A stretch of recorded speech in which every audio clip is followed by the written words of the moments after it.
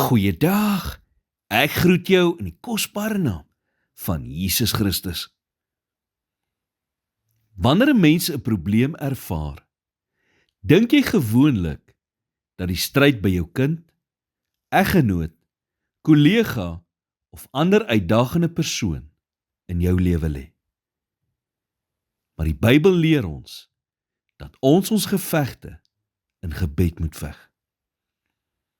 Toe die Israeliete in 'n geveg met die Amalekiete was dit nie die oorlogstrategie wat die oorwinning gebring het nie.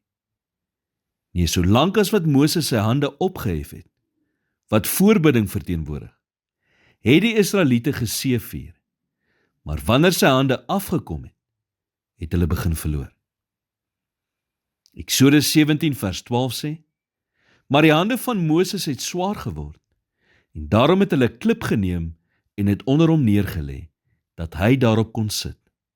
En Aaron en Hur het sy hande ondersteun, die een diskant en die ander kant. So het sy hande dan vasgebly tot sononder. Hierdie storie leer ons 'n kragtige waarheid. Wanneer jy jou hande in gebed ophef, skep jy 'n tregter waarin die krag van God kan afvloei. Gebed is die middel waarmee ons die oorwinning in enige area van die lewe behaal. Wanneer Jesus 'n probleem, siekte, kwaal of bose gees teëgekom het, was die eerste ding wat hy gedoen het om te bid. Gebed was in sy aard. God wil hê ons moet mense van gebed wees. Want gebed kan dinge meer verander as enige ander krag op hierdie aarde. Gebed is ons direkte skakel na God se krag.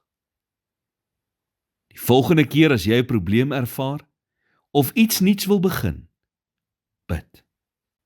Gebed bring jou wil in lyn met God se en maak die weg oop vir sukses.